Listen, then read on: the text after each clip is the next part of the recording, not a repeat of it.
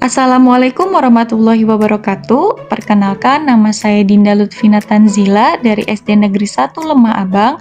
Saya akan memaparkan mengenai laporan orientasi P3K Rencana Aksi Perubahan. Yang pertama, membahas tentang latar belakang, yaitu menurut Undang-Undang Nomor 20 Tahun 2023 tentang perubahan atas Undang-Undang Nomor 5 Tahun 2014 tentang aparatur sipil negara. Pegawai aparatur sipil negara, termasuk P3K, memiliki tugas pokok untuk melaksanakan kebijakan publik yang dibuat oleh pejabat negara yang berwenang, memberikan pelayanan publik yang profesional dan berkualitas kepada masyarakat, mempererat persatuan dan kesatuan NKRI. Lalu guru merupakan bagian dari ASN yang memiliki tugas untuk memberikan layanan yang profesional dan berkualitas dalam bidang pendidikan. Dalam proses pembelajaran, guru seharusnya dapat menciptakan suasana pembelajaran yang aktif, inovatif, kreatif, efektif, dan menyenangkan. Berdasarkan pengamatan isu di lingkungan sekolah, saya menemukan kurangnya motivasi belajar siswa dan kemampuan literasi siswa. Maksud dan tujuan pelaksanaan orientasi P3K ini yang pertama, membekali peserta ASN P3K tentang pengetahuan terkait visi dan misi, tantangan, peluang dan kebijakan, dan capaian pembangunan serta kelembagaan Kabupaten Cirebon. Kedua, menumbuhkan sikap terkait dengan tujuan kerja dan tata laksana, kinerja organisasi, manajemen ASN P3K, penilaian dan disiplin ASN, serta mengetahui segala dasar hukum dan standar operasional prosedur dalam bekerja. Yang ketiga, peserta mampu menerapkan dan mengaktualisasikan hasil orientasi di instansi masing-masing. Waktu dan tempat pelaksanaannya yaitu mulai tanggal 4 Juli hingga 25 November 2024, dilaksanakan secara sinkronus melalui Google Meeting, asinkronus melalui e-learning, dan BDK KLHK Kadipaten.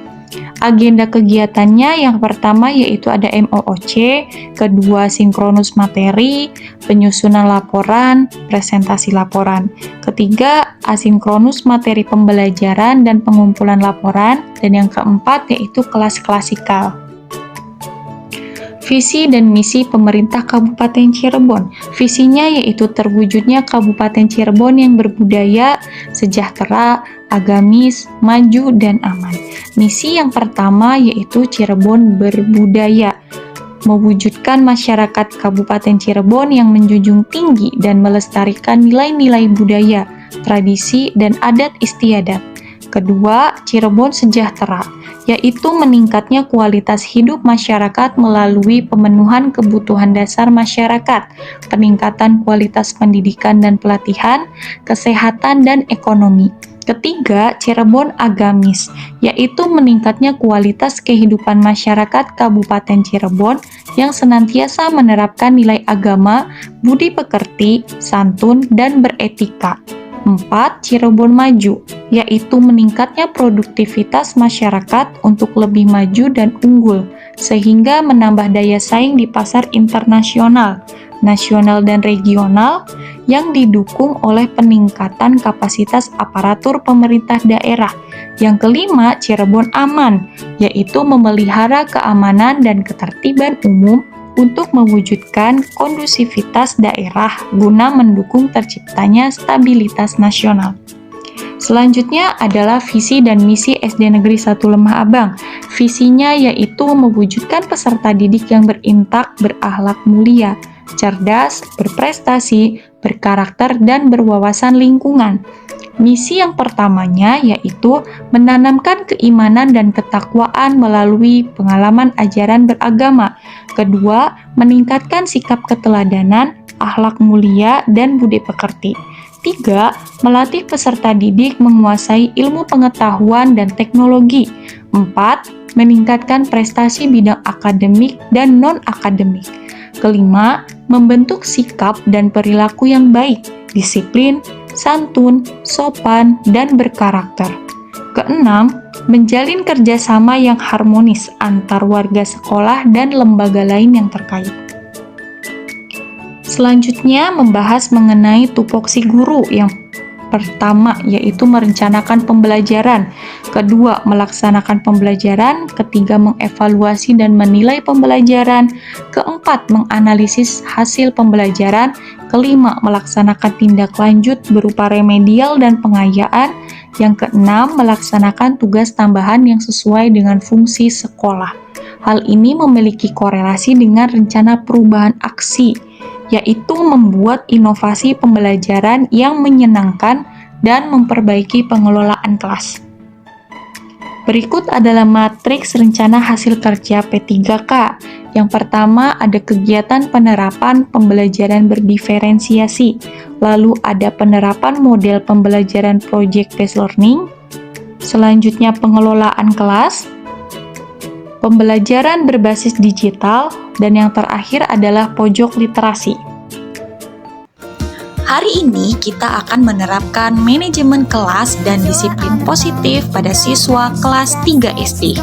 Hal pertama yang dilakukan yaitu melakukan pembiasaan selama 20 menit untuk membaca sebuah teks cerita yang menarik bagi mereka. Mereka akan diberikan kesempatan juga untuk menjelaskan apa yang mereka ingat dan mereka pahami berdasarkan buku cerita yang sudah dibaca. Setelah itu, kita berdiskusi tentang bagaimana ya caranya supaya kelas kita ini nyaman setiap hari. Mereka diberikan kebebasan untuk menuliskan bagaimana kelas yang mereka inginkan dan mereka juga memberikan ide bagaimana caranya untuk mewujudkan hal tersebut. Hasil tulisan mereka inilah yang nantinya akan menjadi dasar pembuatan kesepakatan kelas. Nah, selanjutnya kita gunting-gunting dan tempel-tempel bersama. Kita tempelkan perkalian di area depan kelas. Ada juga area pojok literasi mini dan zona emosi siswa. Dan untuk menambah keindahan kelas, kita gantung dan susun map portofolio siswa dengan rapi. Posisi tempat duduk juga kita ubah. Bagi siswa, sekolah adalah rumah kedua mereka. Maka dari itu, kita perlu berupaya untuk menciptakan suasana yang aman dan nyaman, sehingga mereka bisa memberdayakan diri, bertanggung jawab, dan menikmati proses belajarnya dengan baik. Kesimpulannya adalah pelaksanaan orientasi P3K ini akan memberikan kesempatan kepada ASN P3K untuk melakukan pengenalan terhadap tugas pokok dan fungsi sesuai dengan tujuan rekrutmen. Lalu, masa orientasi akan memberikan pemahaman dan pengenalan bagi para ASN P3K pada tugas dan fungsi serta visi dan misi. Dan yang terakhir, sebagai ASN P3K di lingkungan pemerintah Provinsi Jawa Barat, perlu diberikan pendampingan agar dapat menyesuaikan diri dengan nilai-nilai dan budaya kerja pemerintah Provinsi Jawa Barat. Sekian pemaparan yang bisa saya sampaikan.